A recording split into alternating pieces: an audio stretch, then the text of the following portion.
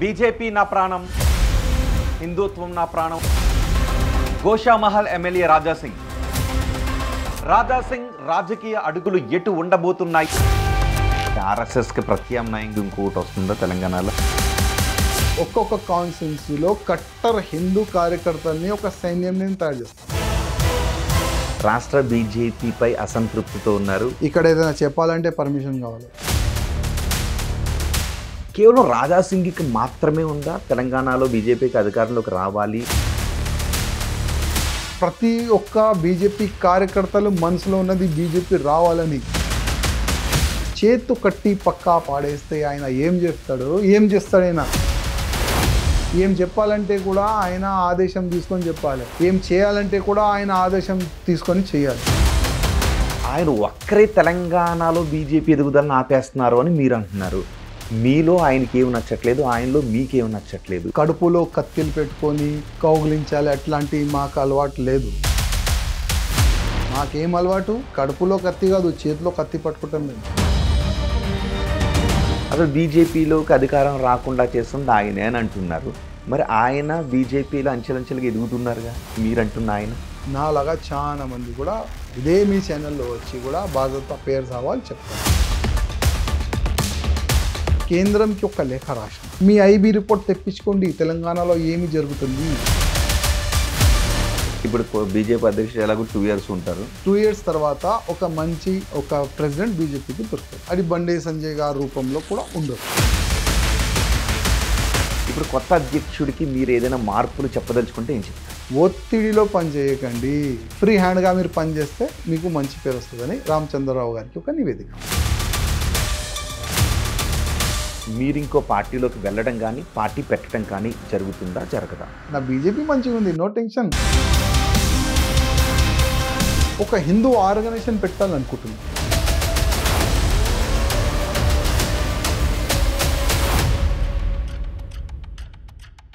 నమస్తే, welcome to Big TV.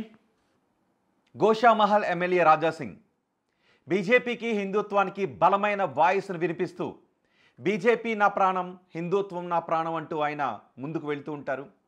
అయితే ఇప్పుడు రాజాసింగ్ పార్టీకి ప్రేమలేఖ ఇచ్చి రాజీనామా చేయడం ఒక సంచలనం అయితే, పార్టీ ఆ ప్రేమలేఖను ఆమోదించి డివోర్స్ ఇవ్వడం మరో సంచలనం.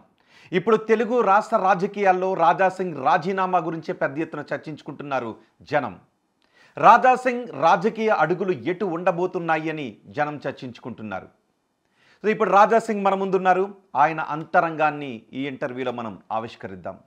రాజాసింగ్ గారు నమస్తే అండి. రాజాసింగ్ గారు, ఈ ఇంటర్వ్యూలో మొత్తం నేను మీ అంతరంగాన్ని ఆవిష్కరించాలనుకుంటున్నాను. ఆ క్రమంలో కొన్ని మీరు ఇబ్బంది పడే ప్రశ్నలను కూడా ఎదుర్కోవచ్చేమో, నిజాయితీగా సమాధానం చెబుతారనుకోవచ్చా? ప్రయత్నం చేద్దాం.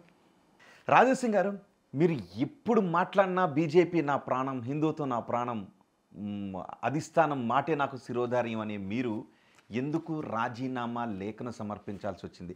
రాజీనామా లేఖను సమర్పించే సమయంలో మీ మనసులో ఉన్నది అధిష్టానం పిలిచి మాట్లాడుతుంది అనా, లేక ఆమోదిస్తుంది అనా? బీజేపీ ఇవాళ కూడా నా ప్రాణమే. ఎప్పుడు కూడా నాకు పార్టీ వాళ్ళు పక్క పెట్టవచ్చు, కానీ నేను బీజేపీని పక్క పెట్టలేను. ఎందుకంటే చిన్నప్పటి నుంచే బీజేపీకి ఒక ఫాలోవర్గా మేము పెరిగినాం. బీజేపీ ఏ విధంగా దేశం గురించి, ధర్మం గురించి పనిచేస్తుంది, నాలాంటి చాలామంది హిందూ నాయకులకి, హిందూ కార్యకర్తలకి అందరు కూడా తెలుసు. అందుకోసం మాలాంటి వ్యక్తులు బీజేపీని ఇడవలేరు. ఇవాళ రాజీనామా గురించి మీరు ఒక క్వశ్చన్ అడిగినారు. రాజీనామా ఎందుకు ఇచ్చినారు? చాలామంది తెలంగాణలో ఉన్న హిందూ కార్యకర్తలు కూడా నాకు ఫోన్లు చేసి కానీ మెసేజ్ పరంగా కానీ అడుగుతున్నారు, అన్నా మనం రాజీనామా ఎందుకు ఇచ్చినాము, పార్టీలో ఉండే మనం కొట్లాడొచ్చు కదా అని చాలామంది కార్యకర్తలు నాకు ఫోన్ చేసి మెసేజ్ పరంగా కూడా చాలామంది సీనియర్, మా బీజేపీలో ఉన్న చాలామంది సీనియర్లు కూడా వాళ్ళు ఫోన్ చేసినారు. ఎంతవరకు వాళ్ళకి నేను సమాధానం ఇవ్వడానికి నేను ప్రయత్నం చేసినాను. ఓకే, మీ బిగ్ టీవీలో కూడా సమాధానం ఇవ్వడానికి నేను ప్రయత్నం చేస్తాను. నేను ముందు నుంచి ఒక ధర్మ సేవకుడుగా నేను పనిచేసినాను. యాజ్ అ హిందూగా ధర్మం గురించి ఎంత మనం సేవ చేయాలి అంతవరకు చేసుకుంటా మేము వస్తున్నాం. ఫస్ట్ హిందూ వాహిని ఒక ఆర్గనైజేషన్, అంటే రాష్ట్రీయ స్వయం సేవక్ సంఘే ఒక శాఖ. హిందూ వాహిని అంటే బజరంగ్ దళ్, విశ్వ హిందూ పరిషత్ ఎట్లా ఉంటుంది, ఇట్లనే హిందూ వాహిని యొక్క ఆర్గనైజేషన్. దాంట్లో మేము ఒక శారీరక ప్రముఖ్ లాగా మేము పనిచేసినాము. మళ్ళా జిల్లా వరకు, స్టేట్ వరకు ఒక పోస్ట్ తీసుకొని ప్రతి ఒక్క యూత్కి ధర్మం గురించి ఒక్కటి చేద్దాం అని ఆ ఉద్దేశంతో హిందూ వాహినిలో చేరిన తర్వాత బాగా పనిచేసినాం. గౌరక్షణ గురించి, లవ్ జిహాద్ గురించి. అప్పుడు వైఎస్ రాజశేఖర్ రెడ్డి గారు ముఖ్యమంత్రి ఉండే, అప్పుడు మన మొత్తం ఆంధ్రప్రదేశ్ ఉండే. అప్పుడు మా పనికి ప్రతిసారి ఏదో ఒక కొట్లాట జరగాలి. ఎక్కడైనా మా హిందువులకి కన్వర్షన్ చేయడానికి వస్తే అక్కడ మేము ఎదురుగా నిలబడి వాళ్ళతో ఫైట్ చేస్తే అక్కడ ఒక కమ్యూనల్ అట్లాంటి ఒక వాతావరణం క్రియేట్ కావాలి. మా వల్ల చాలాసార్లు 144 సెక్షన్ గవర్నమెంటే పెట్టింది, అట్లాంటి మూమెంట్ కూడా వచ్చింది.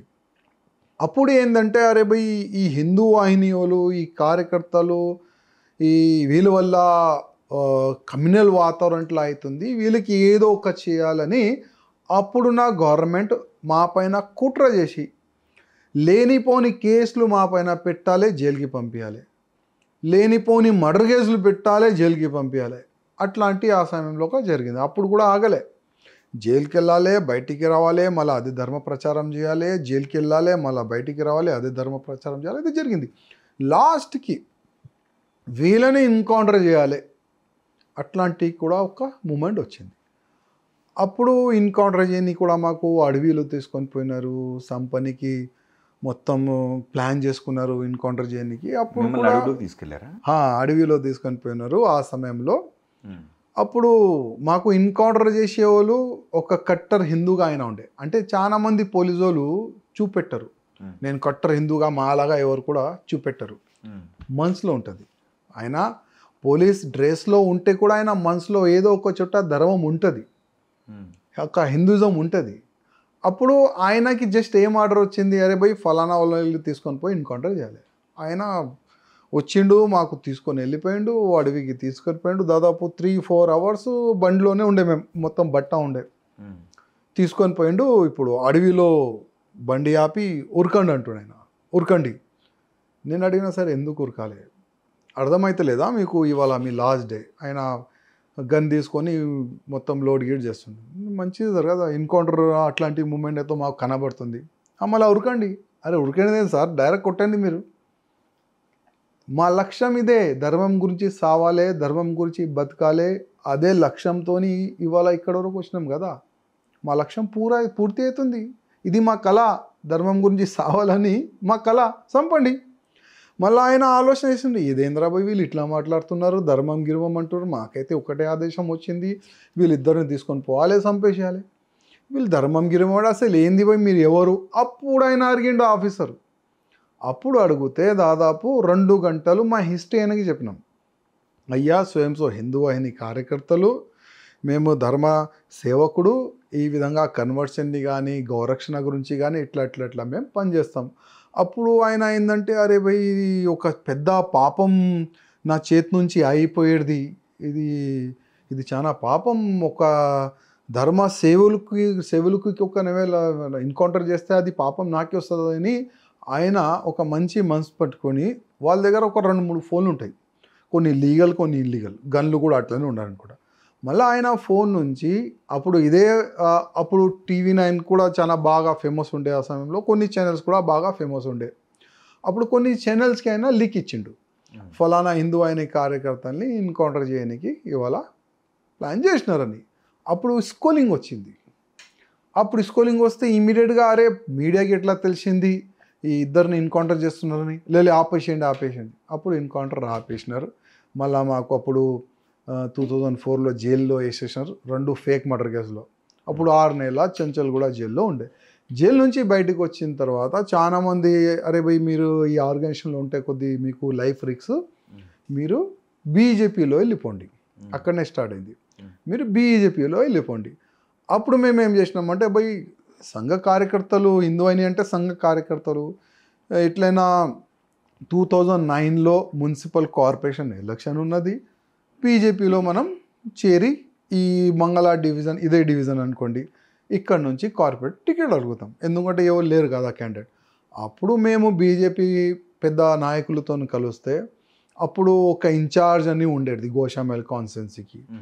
ఆ ఇన్ఛార్జ్ ఏమన్నాడంటే, అరే భయ్ మీరు పెద్ద రౌడీలు, మీ రౌడీలకి బీజేపీలో స్థానం ఎప్పుడు కూడా దొరకవు. మేము అనుకున్నాం ఈయన రౌడీ అంటుండు, అసలు మేము రౌడీ షీట్ ఎందుకు ఓపెన్ అయింది మాది, గౌరక్షణ లవ్ జిహాద్ దానికి ఆ పనికి మేము ఫైట్ చేసినాం. పోలీసు వాళ్ళు అప్పుడు రౌడీ షీట్ ఓపెన్ చేసినారు. దీనికి నా రౌడీ గిడి అంటున్నారు. కొద్ది డిసప్పాయింట్ అయ్యి మేము మా కార్యకర్తలు మళ్ళీ వచ్చి ఒక గుడి కాడ కూర్చున్నాము, ఏం చేద్దాం. అప్పుడు టీడీపీ కొంతమంది ఫ్రెండ్స్ కూడా ఉండే మాది. అరే భయ్ మనం టీడీపీ నుంచి ట్రై చేద్దాం. అరే భయ్ టీడీపీ చంద్రబాబు నాయుడు బీజేపీ వాళ్ళే వద్దంటే నాయుడు గారు ఎక్కడిస్తారు భయ్, అరే ఒకసారి ట్రై చేద్దాం నడువని. మళ్ళీ ఇక్కడ ఇన్ఛార్జ్ ఉండే బుగ్గారావు గారు, పాపం ఆయన ఇప్పుడు లేడు, చనిపోయాడు.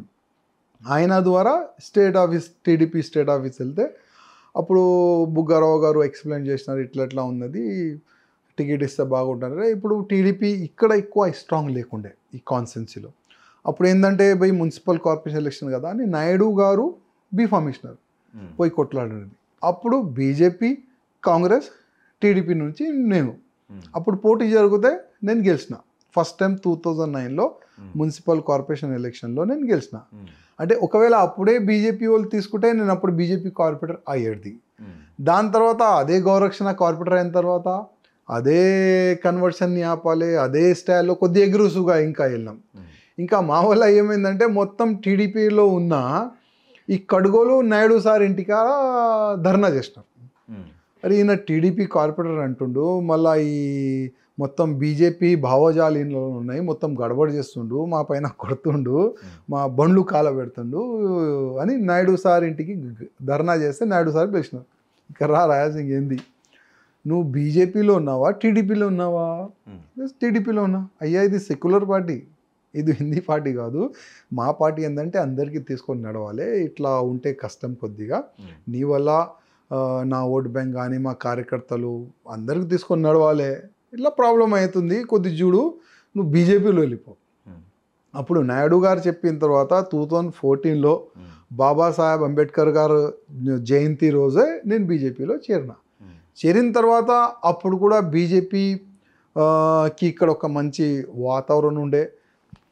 అప్పుడు సంఘ అధికారులు అందరూ నాకు ఆశీర్వాదం ఇచ్చి ఎమ్మెల్యే టికెట్ ఫస్ట్ టైం 2014లో నేను తీసుకున్నాను. అప్పుడు తెలంగాణ ఆంధ్రప్రదేశ్ సపరేట్ అయిపోయింది. అప్పుడు గోషామహల్ కార్యకర్తలు బీజేపీ కార్యకర్తలు ప్రజల ఆశీర్వాదం వల్ల ఫస్ట్ టైం ఎమ్మెల్యే అయినా. ఎమ్మెల్యే అయిపోయిన తర్వాత కూడా ధర్మం పని ఇంకా పెరిగింది, అదే గౌరక్షణ, అదే లవ్ జిహాద్ పైన ఆపాలే. ఇప్పుడు కూడా మీ ముందు కూడా అదే మాట్లాడుతున్నా, ఒక హిందూ అమ్మాయి ఒక ముస్లిమ్స్ అమ్మాయితోని మ్యారేజ్ ఒక ఇష్యూ ఉంటే అదే అప్పుడు మీ గురించి మాట్లాడుతాం, అదే పని. కానీ ఏంటంటే ప్రతిసారి ఇప్పుడు మన ఇల్లు బీజేపీ అంటే నా ఇల్లు అనుకుంటాను నేను. నా ఇంట్లో చిన్న తమ్ముడు కానీ పెద్ద తమ్ముడు కానీ మన పెద్దలు కానీ ఏదైనా మంచి గురించి డిస్కషన్ జరుగుతుంది. ప్రతిసారి బీజేపీ బాగుపడాలి అట్లాంటి ఆశ పెట్టుకునే మేము పనిచేస్తున్నాం.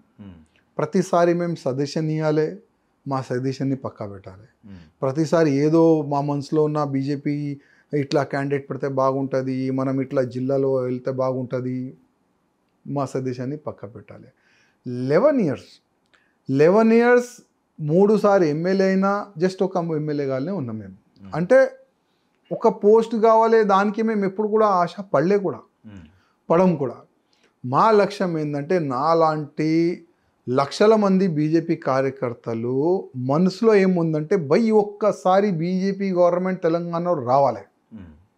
బీజేపీ గవర్నమెంట్ రావాలంటే నాయకులు ఫస్ట్ సరిగ్గా ఉండాలి. నాయకులు సరిగ్గా ఉంటేనే క్యాండిడేట్ సరిగ్గా ఉంటారు, క్యాండిడేట్ సరిగ్గా ఉంటేనే ప్రజలు వాళ్ళకి సపోర్ట్ చేస్తారు, ఆశీర్వాదం, అప్పుడే మనం గెలుస్తాం. ఎక్కువ శాతం ఎమ్మెల్యే గెలిచిన తర్వాతనే కదా బీజేపీ గవర్నమెంట్ వచ్చేది.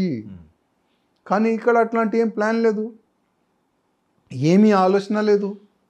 ఎన్నోసార్లు మేము సజెషన్ ఇస్తే కూడా కొన్ని ఇబ్బందులు జరుగుతున్నాయి. సజెషన్ మా ఏంటంటే కనీసం ఒక 6 నెలల ముందే క్యాండిడేట్ని డిసైడ్ చేయాలి.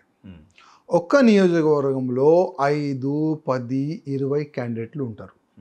6 నెలల ముందే ఆ 20, 30, 50 మంది ఉండని క్యాండిడేట్ పిలవండి, మీటింగ్ చేయండి. భయ్ ఎంతమంది కొట్లాడతారు నియోజకవర్గం నుంచి, భయ్ మేము ఓకే. వాళ్ళందరిలో కొన్ని ఫేస్ వాల్యూ ఉన్న వాళ్ళకి మనం ఐడెంటిఫై చేయొచ్చు. మంచి కార్యకర్తలు, మంచి వక్తలు, మంచి మాట్లాడే వ్యక్తి, కనీసం జనాల్లో పోయి అయినా ఒక 2 బీజేపీ గురించి, బీజేపీ స్కీమ్ గురించి, గవర్నమెంట్ వస్తే ఏం చేస్తాం దాని గురించి మంచి మాట్లాడే అట్లాంటి వ్యక్తుల్ని ఐడెంటిఫై చేసి వాళ్ళకి మనం ఏం టార్గెట్ ఇవ్వాలనుకున్నా, అంటే ఒకవేళ నా సజెషన్ అప్పుడు ఇచ్చిన వాళ్ళకి టార్గెట్ ఇవ్వాలి. అయ్యా ఇప్పుడు ఈ నియోజకవర్గం నుంచి మీ 5 మంది 10 మందిలో ఎవరికైనా మేము టికెట్ ఇస్తాం. ఎవరు జనాల్లో ఎక్కువ మంచి పని చేస్తే, ఎవరు ప్రజల వరకు వెళ్తే మళ్ళా మేము సర్వే చేస్తాం. కనీసం బీజేపీ జెండా మీరు ఇంటింటికి పంపించండి. జిల్లా అంటే ఆ కాన్స్టిట్యున్సీలో కోన వరకు బీజేపీ జెండా పెట్టండి. బీజేపీ కార్నల్ మీటింగ్ పెట్టండి. బీజేపీ కూడా ఇక్కడ ఉన్నది. ఆ విధంగా మీరు ప్రొజెక్ట్ చేయండి. 6 నెలల ముందే మనం ఆ 5 మంది 10 మందిని టార్గెట్స్ వాళ్ళు ఉరుకుతారు. వాళ్ళు లాస్ట్కి మరి మొన్న ఎన్నికల్లో బీజేపీ టికెట్ ఇచ్చిన నాయకులు అందరూ ఎవరు? మొన్న అంటే ఇప్పుడు ఒక మాట అండి, ఇప్పుడు నాకు ఎక్కడి వరకు పరిమితం చేసినారు? గోశామల్ వరకే. నాకు ఎక్కడి వరకు పరిమితం చేసినారు? గోశామల్ వరకే. నాంపల్లి పక్కనే కాన్స్టిట్యున్సీ, అక్కడ ఏమవుతుంది నేను చెప్పలేను. అక్కడ క్యాండిడేట్ ఎవరు ఉంటారు అది కూడా నేను డిసైడ్ చేయలేను. కనీసం సజెషన్ కూడా ఇవ్వలేను నేను. ఆ విధంగా పరిస్థితి ఇక్కడ ఉన్నది. ఇంకో కాన్స్టిట్యున్సీ ఉన్నది, ఇంకో కాన్స్టిట్యున్సీ ఉన్నది, చార్మినార్ కాన్స్టిట్యున్సీ ఉన్నది, కార్వన్ కాన్స్టిట్యున్సీ ఉన్నది. ఇది హైదరాబాద్ పార్లమెంటులో వస్తుంది ఒక కాన్స్టిట్యున్సీ. కనీసం అక్కడిక్కడ ఎవరు ఉండాలి, ఎవరు ఎమ్మెల్యేకి ఇస్తే బాగుంటుంది, నో డిస్కషన్. కనీసం కొద్దిగా మాట్లాడి భయ్ ఈ లిస్ట్ ఉన్నది, ఈ హైదరాబాద్ పార్లమెంట్లో 7 కాన్స్టిట్యున్సీ వస్తుంది, ఈ ఒక్క కాన్స్టిట్యున్సీతో మీకు ఇస్తున్నాము, ఈ 6 కాన్స్టిట్యున్సీలో వీళ్ళకి ఇస్తే చాలా బాగుంటుంది. కనీసం మాట్లాడాలి కదా, నో ఛాన్స్. ఏం మాట్లాడారు అసలు, చర్చన కూడా చేయరు. ఇంకోటి నా కాన్స్టిట్యున్సీలో కార్పొరేటర్ వాళ్ళు డిసైడ్ చేస్తారు, కన్వీనర్ వాళ్ళు డిసైడ్ చేస్తారు, జిల్లా ప్రెసిడెంట్ వాళ్ళు డిసైడ్ చేస్తారు. మళ్ళీ మేమేం చేయాలండి? రాజశేఖర్ వాళ్ళు అంటే ఎవరు డిసైడ్ చేస్తారు? ఉన్నారు. ఇప్పుడు సమయం ఎట్లా అంటే ఆల్రెడీ నేను ఫుల్ టార్గెట్ అయ్యి ఢిల్లీ కూడా ఒక పెద్ద రిపోర్టు, పెన్ డ్రైవ్లో వీడియోలు అన్నీ నిండి పంపిస్తున్నారు. ఇంకా నేను టార్గెట్ కావాలని అనుకున్నాను. ఇంకా బయటకు వచ్చిన తర్వాత నేను ఇంకా టార్గెట్ కావాలని అనుకోవడం లేదు అంటే మీరు బీజేపీతో ప్యాచప్ చేసుకోవాలనుకుంటున్నారు? బీజేపీతోని ఎప్పుడు కూడా నేను ప్యాచప్ అనుకుంటా. ఇది నా ఇల్లు, నేను చెప్పినా కదా, నా ఇల్లు, నా పెద్దోళ్ళతో పక్కా నేను కొట్లాడతా. తప్పు మంచి చెడు గురించి నేను చర్చ చేస్తా, ఫైట్ చేస్తా. గతంలో కూడా 14 నెలలు బీజేపీ నుంచి నేను బయటకు ఉండే, సస్పెండ్ అయినా. అప్పుడు మునవర్ ఫారూక్కి ఆ ఫాల్తుగాడు మా సీత తల్లిని, రాముడు దేవుడిని తిట్టిండు. ఎవరైనా కౌంటర్ ఇవ్వలే, నేను కౌంటర్ వేసిన. ఆ కౌంటర్ వల్ల సస్పెండ్ అయిన తర్వాత కూడా వేరే పార్టీలో పోలే. బీజేపీకి నష్టం జరిగే అట్లాంటి ఏం పని కూడా చేయలే. ఇప్పుడు కూడా నేను చేయను కూడా.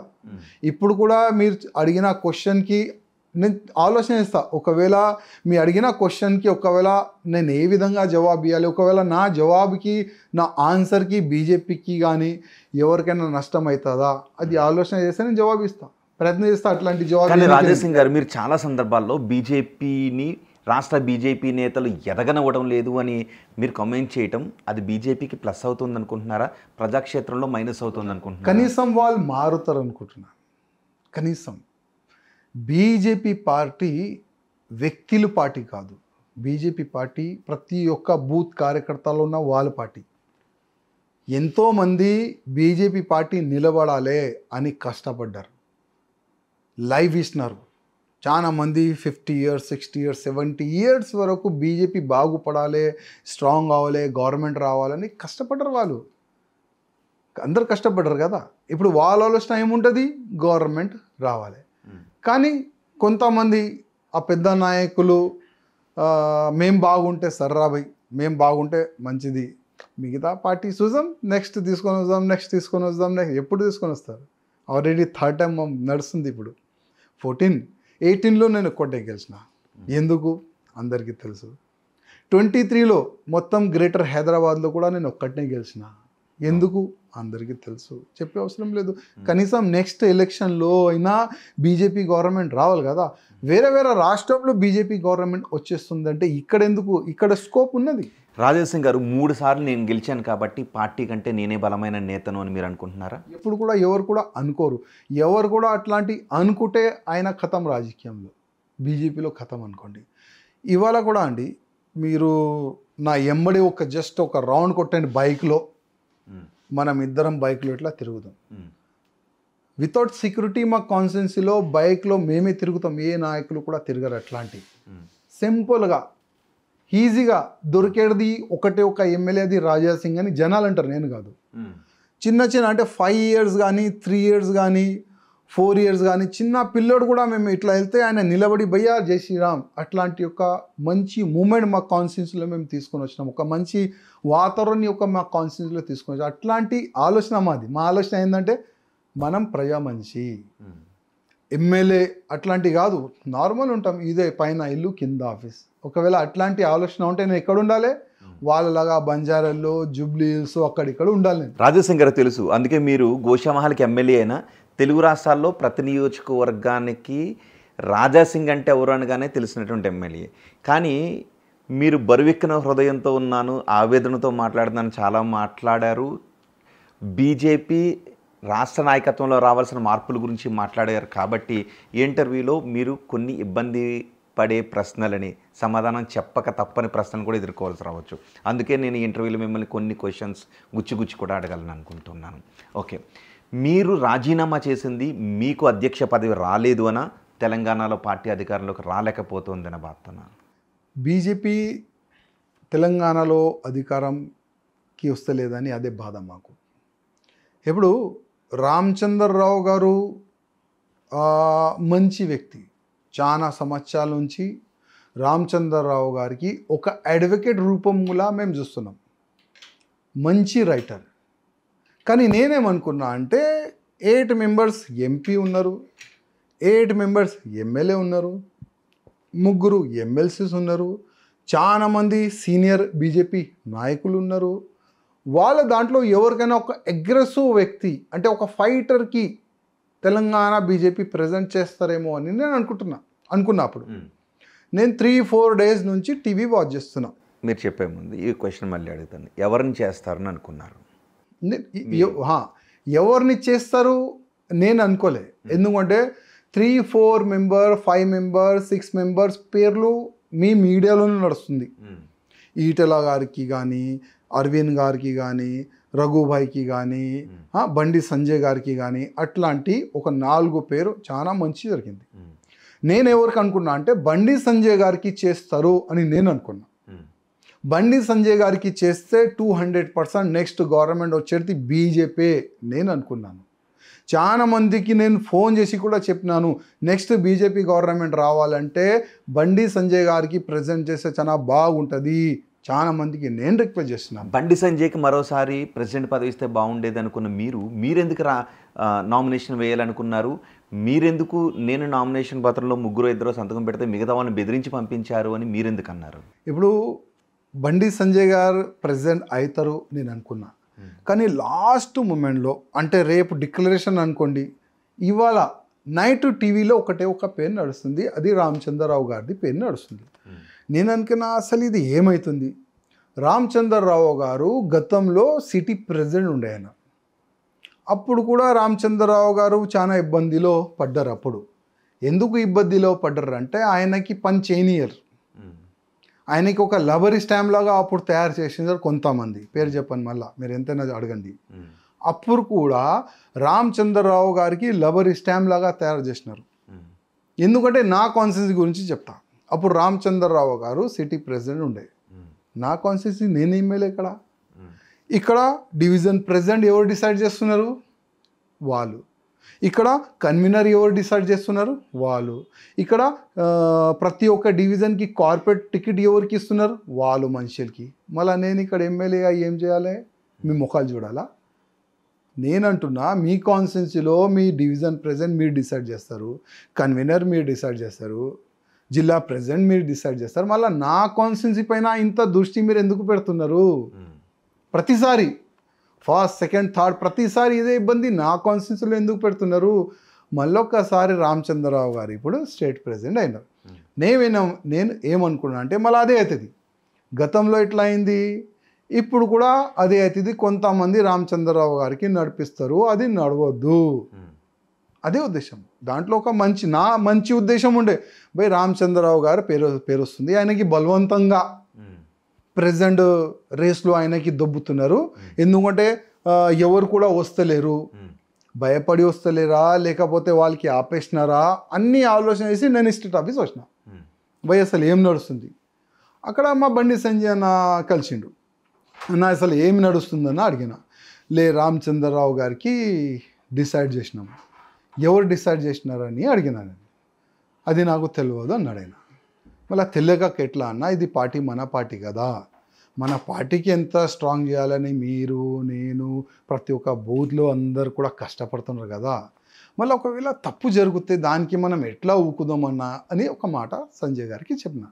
ఇప్పుడు సంజయ్ గారు అంటే అప్పుడు ఆ సమయంలో ఎక్కువ అయినా మాట్లాడలే, ఎందుకంటే కొద్ది మీటింగ్స్లో ఉండే ఆయన అక్కడ బిజీ అయిపోయాడు.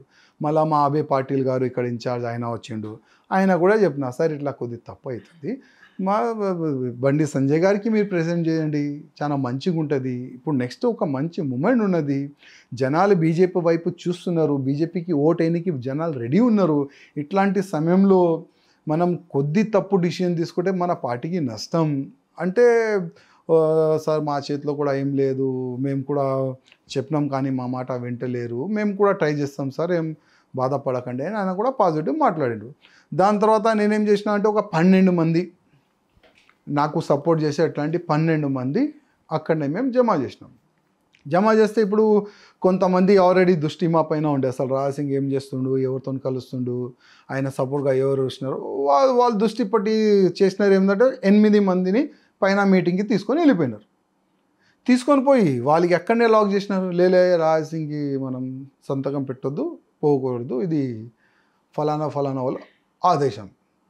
అంటే ఆదేశం వచ్చిన తర్వాత వాళ్ళు అందరికీ పదవి కదా, భయపడి వారు కింద రాలే, 3 సంతకం పెట్టినారు. నేను 8 మందికి మేము పంపిణీకి మా కార్యకర్తల్ని పంపిస్తే లేదు సార్ వాళ్ళు పోవద్దు అన్నారు, పోతే మళ్ళీ మా పైన యాక్షన్ తీసుకుంటా అన్నారు. ఇట్లా వాళ్ళకి బెదిరిస్తా. ఓకే పాపం వాళ్ళు రాలేదు. ఇప్పుడు నేనేం చేసిన అంటే కనీసం 10 మెంబర్స్ అయితే సపోర్ట్ ఉండాలి కదా. ఇప్పుడు మంత్రి వాళ్ళు ఉండే కర్ణాటక నుంచి వచ్చిన వాళ్ళకి చెప్పిన ఇట్లా ఇష్యూ జరిగింది, సంతకం పెట్టే వాళ్ళు వస్తే కూడా వాళ్ళకి ఇక్కడ నుంచి వాళ్ళు పైన లాక్ చేసినారు, పంపించేసినారు, ఇది చాలా తప్పు జరిగిందని మేడంకి ఆ పేపర్ ఇచ్చి కిషన్ రెడ్డి గారు ఉండే అప్పుడే మొత్తం తమాషా చూసుకొని అక్కడనే మేము రిజైన్ లెటర్ తయారు చేసి కిషన్ రెడ్డి గారుకి చేతికి మేము రిజైన్ ఇచ్చేసినాం. ఎందుకంటే కిషన్ రెడ్డి గారి చేతిలోనే బీజేపీ వచ్చిన 2014లో. సార్ మీ చేతిలో నేను బీజేపీ వచ్చినాను, మీ చేతికే రిజైన్ ఇచ్చి బయటికి పోతాను, కిషన్ రెడ్డి గారికి లెటర్ ఇచ్చి నేను బయటికి వచ్చినాను. కానీ తెలంగాణ బీజేపీలో ఏం జరుగుతుందో రాజాసింగ్కి తెలిసినంత కేంద్రానికి తెలియదని అనుకుంటున్నారు అధిష్టానంకి కొంతమంది తప్పుగా అప్డేట్ చేస్తున్నారు. నేను రిజైన్ ఇచ్చిన దాని వెనుక కూడా ఒక ఉండే. నేనేమనుకున్నా అంటే కనీసం నేను రిజైన్ ఇచ్చిన తర్వాత ఇప్పుడు కేంద్రం అండి ఒక చిన్న కార్యకర్త కూడా ఇడవాలి అని ఒప్పుకోదు. ఒక చిన్న కార్యకర్త కూడా వాళ్ళు ఇడవరు, ఎందుకంటే ఒక కార్యకర్త తయారు చేయడానికి చాలా టైం పడుతుంది. అట్లాంటి ఒక తయారయ్యే కార్యకర్తకి వాళ్ళు ఇడవరంటే ఒక ఎమ్మెల్యేకి ఎట్లా ఇడుస్తారు, కష్టం ఉండేది నా క్యాల్కులేషన్. నేనేమనుకున్నా రిజైన్ ఇచ్చిన తర్వాత కనీసం కేంద్రంలో ఎవరైనా పిలిచి అసలు ఏంది ప్రాబ్లం అడుగుతారు అనుకున్నా, లేకపోతే ఇక్కడ ఉన్న ఇన్ఛార్జ్ వాళ్ళకి నేను చెప్పిన ప్రాబ్లం అయినా మొత్తం రాసుకొని కేంద్రంకి సబ్మిట్ చేస్తారేమో అని అనుకున్నా. అట్లాంటి ఏమీ కూడా జరగలేదు. నేను రిజైన్ ఇచ్చిన తర్వాత ఒక మూవీ జరిగింది. ఆ మూవీ ఏంటంటే కొన్ని యూట్యూబ్ ఛానల్లో ఎవరు ఏమిస్తారు అది మీ చేతిలో నా చేతిలో ఏముండవు. ఎవరైనా ఏదైనా ఫోన్లో రికార్డ్ చేసి టక్కమని అయినా వేస్తాడు. ఒక 2-3 కొన్ని ఛానల్స్ వాళ్ళు టీఆర్పీ పెంచడానికి కొన్ని వార్తలు వాళ్ళు నడిపించినారు. వార్తలు ఏ విధంగా అంటే రాజాసింగ్కి అమిత్ షా గారు ఫోను, రాజాసింగ్కి డైరెక్ట్ మోదీ గారు ఫోను, ఇట్లా కొన్ని వార్తలు నడిచింది. ఆ వార్తలు ఇంకా వెబ్ ఛానల్ అక్కడిక్కడ జరిగితే ఏమైందంటే అది మొత్తం ఒక ఒక టీం నా వెనుక ఉన్నది. అంటే చాలామంది నాకు ప్రేమించే వాళ్ళు కూడా ఉంటారు, కొంతమంది శత్రువులు కూడా ఉంటారు. వాళ్ళకి నేను శత్రువులు కూడా అనుకోను నేనైతే. కానీ వాళ్ళు ఏం చేసినారు, ఈ సోషల్ మీడియాలో నడిచేది మొత్తం డౌన్లోడ్ చేసి ఒక పెన్ డ్రైవ్లో వేసి ఢిల్లీ పంపిస్తారు ఒక రిపోర్ట్ రాసి. రాజా సింగ్ ఈ విధంగా ఒక న్యూస్ నడుపుతుండు, ఆయన చాలా పెద్ద వ్యక్తి, ఆయన పెద్ద హీరో, ఆయనకి అమిత్ షా ఫోన్ చేస్తుండంట, ఆయనకి మోదీ గారు ఫోన్ చేస్తుండంట, ఈ విధంగా ఆయన బిల్డప్ ఇస్తుండు అని కేంద్రంకి తప్పు వార్తలు ఇచ్చినారు. కేంద్రంకి తప్పు వార్తలు ఇచ్చిన తర్వాత కేంద్రం కూడా అరే ఇది తప్పు వార్త ఆయన నడుపుతుంది కదా, ఓకే ఫస్ట్ రిజైన్ అయితే యాక్సెప్ట్ చేసుకోండి, దాని తర్వాత చూసుకుందాం అని వాళ్ళు రిజైన్ యాక్సెప్ట్ చేసినారు. దాని తర్వాత నేను ఒక లేఖ రాసిన, సార్ ఇట్లా కొన్ని ఛానల్స్లో ఈ విధంగా కొన్ని తప్పు వార్తలు నడిచినాయి, నాకు కూడా ఢిల్లీ నుంచి కొద్ది ఫోన్ వచ్చినాయి, ఇట్లా ఈ వార్తల విషయం ఏంది, ఇది తప్పు కదా అని అడిగితే వాళ్ళకి నేను సమాధానం ఇచ్చినాను. లేదు సార్ మీరు చెప్తే ఆ ఛానల్ వాళ్ళకి నేను నోటీస్ కూడా పంపిస్తాను లీగల్, అసలు ఈ ఫేక్ వార్తలు మీరు ఎందుకు నడుపుతున్నారు, ఏ ఆధారంతో మీరు ఈ న్యూస్ నడుపుతున్నారు, మీరు చెప్తే నేను నోటీస్ కూడా పంపిస్తాను అంటే ఢిల్లీ వాళ్ళు అన్నారు ఉండండి దీనిపైన మనం ఎంక్వైరీ చేద్దాం. దాని తర్వాత ఇది మొత్తం నడుస్తుంది. ఇది వరుసగా 3 సార్లు దేశాన్ని వెళుతున్నటువంటి పార్టీకి రాజా సింగ్ పైన కొన్ని యూట్యూబ్ ఛానల్స్ ప్రసారం చేసిన వార్తలను పంపిస్తే 3 సార్లు గెలిచిన రాజా సింగ్ని వదిలేసుకుంటుందా పార్టీ కేవలం ఆ వీడియోస్ పైన? ఆ వీడియోస్ ఒక ఫైల్ తీసుకొని పోయి చాలా పెద్ద వ్యక్తులు కదా, మీలాగా ఒక చిన్న కార్యకర్తగా లేరు, వాళ్ళు చాలా పెద్ద వ్యక్తులు. నేను స్ట్రైట్గా అడగనా, మీరు అడిగితే కిషన్ రెడ్డి నేను పేరు చెప్పను కదా, మీరు ఎంతైనా అడుగుంటే నేను పేరు చెప్పను, ఎందుకంటే అనవసరం ఇంకా శత్రువుల్ని పెంచుకోవాలని నాకు లేదు. తీసుకొని పోయే చాలా పెద్ద వ్యక్తులు, వాళ్ళకి కాదని కేంద్రం వాళ్ళు చెప్పలేరు. అందుకోసం కేంద్రం వాళ్ళు ఏమన్నారు, ఓకే బై ఫస్ట్ తీసుకోండి యాక్సెప్ట్ చేసుకోండి, దాని తర్వాత మనం మాట్లాడదాం. కేంద్రం ఎప్పుడు కూడా రాజా సింగ్ తప్పు అని ఎప్పుడు కూడా చెప్పలే. నా వల్ల బీజేపీకి ఎప్పుడు కూడా నష్టం ఎక్కడ కూడా జరగదు, ఎక్కడ కూడా అంటున్నా. నేను మహారాష్ట్ర వెళ్తా, మహారాష్ట్ర ఎన్నికలకైనా ముందు 35 సభలు ర్యాలీలు చేసిన నేను. నా సభలు ఎక్కడెక్కడైంది, బీజేపీకి 20-30 వేల ఓట్ల బ్యాంక్ పెరిగింది అక్కడ. కర్ణాటక కానీ, రాజస్థాన్ కానీ, మధ్యప్రదేశ్, ఛత్తీస్గఢ్ 7 స్టేట్లో రాజా సింగ్ ఎవరు అంటే ఒక హిందీ లీడర్గా ఒక చిన్న గుర్తింపు నేను తీసుకొని వచ్చిన. నేను పెద్దని చెప్తలే, మళ్ళీ ఒక చిన్న గుర్తింపు నేను తీసుకొని వచ్చిన. నా సభలు కానీ నా ఎక్కడైనా ప్రోగ్రామ్ అయితే అక్కడ హిందూజం పెరుగుతుంది, హిందూజం తక్కువ ఏం కాదు. హిందూజం ఎక్కడెక్కడ పెరుగుతాయి అక్కడక్కడ బీజేపీ ఓటు బ్యాంక్ పెరుగుతుంది. ఎందుకంటే ఇవాళ ధర్మం గురించి ఓపెన్గా మాట్లాడే ఒక పార్టీ అది బీజేపీ. ధర్మం గురించి ఫైట్ చేసే ఒక పార్టీ అది బీజేపీ, వేరే పార్టీ కాదు. కానీ ఒకటి నిజమే, రాజా సింగ్ బద్ధుడైన బీజేపీ కార్యకర్త, రాజా సింగ్ బద్ధుడైన బీజేపీ ఎమ్మెల్యే, ఇక్కడెక్కడ డౌట్లు. కానీ రాజా సింగ్ క్రమశిక్షణ తప్పే బీజేపీ నేత. బలానికంటే క్రమశిక్షణకి ఎక్కువ ఇంపార్టెన్స్ ఇస్తామనే సంకేతాలు బీజేపీ ఇస్తుందా? ఇప్పుడు క్రమశిక్షణ గురించి మీరు మాట్లాడుతున్నారు. ఆ క్రమశిక్షణగా నేనే ఉండాలా, మీరు ఉండకూడదా? మీరు తప్పులు చేస్తే అది ఎవరు చూస్తారు, ఎవరు మీకు చెప్తారు? అది కూడా ఉంటాయి కదా. ఇవాళ రాజా సింగ్ ఓకే మీ మాట వినరు, రాజా సింగ్కి ఏది అర్థమైతే ఇది చేస్తాడు, ఏది కరెక్ట్ అయితే ఇది చేస్తాడు. ఎక్కడైనా తప్పు జరిగితే కూడా దానికి ఓపెన్గా ఎవరికి చెప్పాలి ఆయనకి చెప్పడానికి అయినా ప్రయత్నం చేస్తారు. అది నా స్టైల్.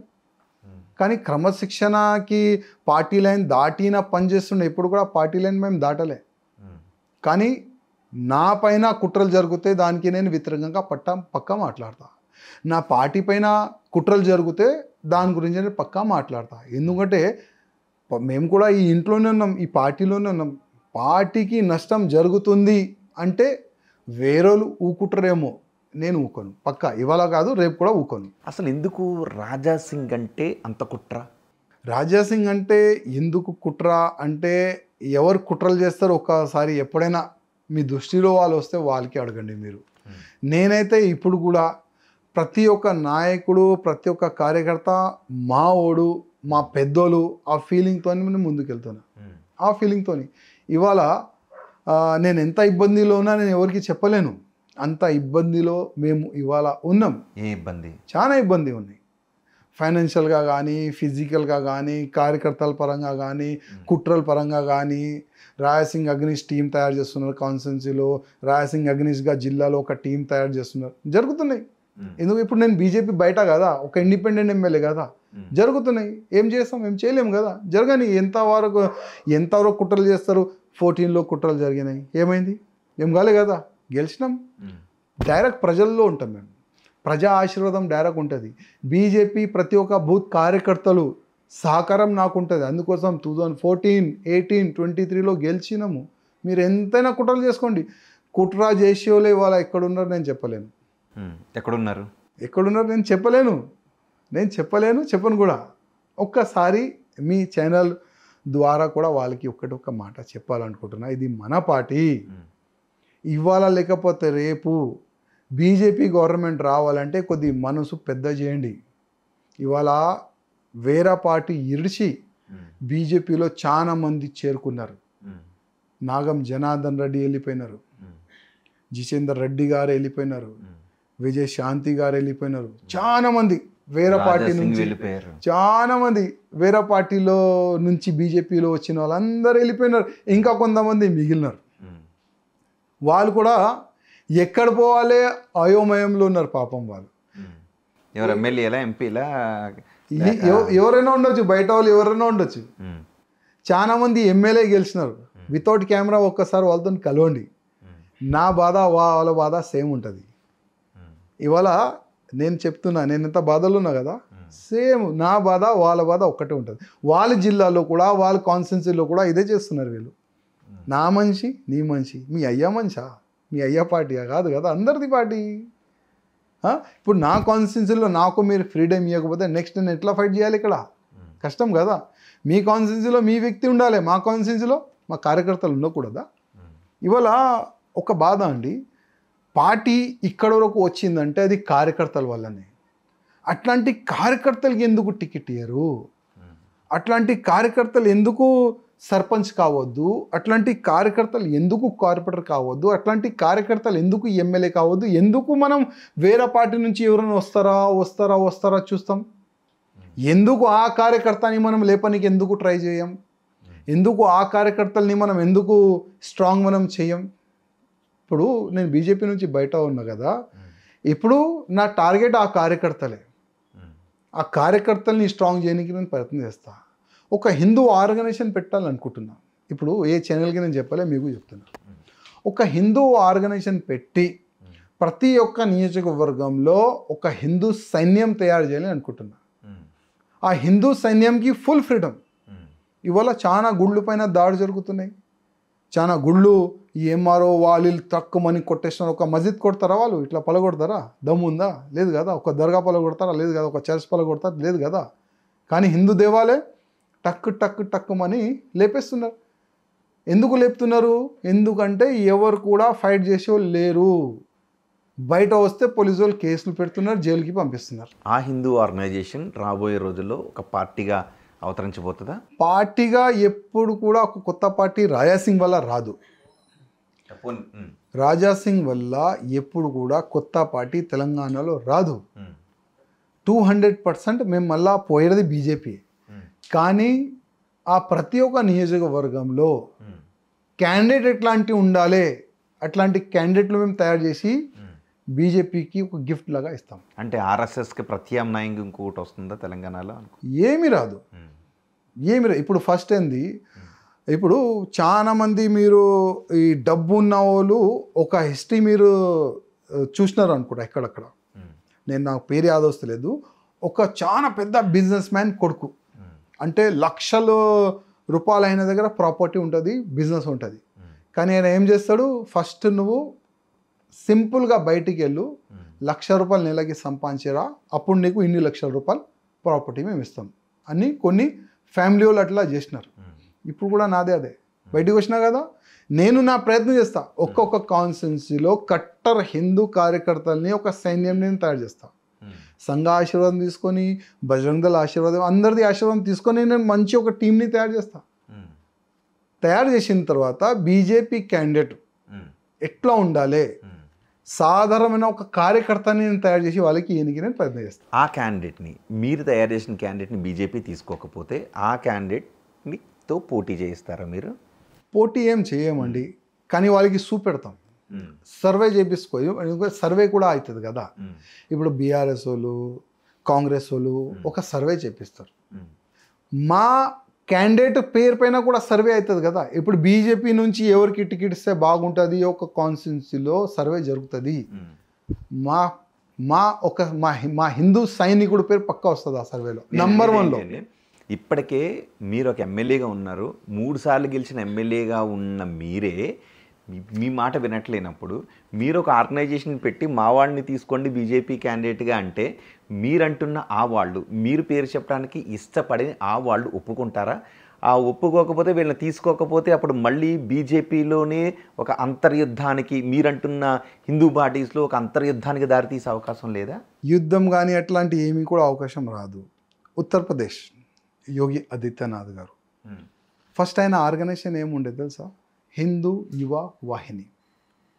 యోగి ఆదిత్యనాథ్ గారిది ఒక పర్సనల్ ఒక హిందూయిజం పైన ఒక ఆర్గనైజేషన్ ఉండే, హిందూ యువ వాహిని. నేను కూడా హిందూ వాహిని కార్యకర్త. నా హిందూ వాహిని, ఆయన హిందూ యువ వాహిని. ఆ ఆర్గనైజేషన్ పెట్టుకొని ప్రతి ఒక్క నియోజకవర్గంలో ఒక సైన్యం తయారు చేసినారు యోగి ఆదిత్యనాథ్ గారు. ఆ సైన్యం తయారు చేసిన తర్వాత ఆ సైన్యమే మొత్తం కాన్స్టిట్యున్సీలో ప్రతి ఒక్క కార్యకర్తని అటాచ్ చేయాలి.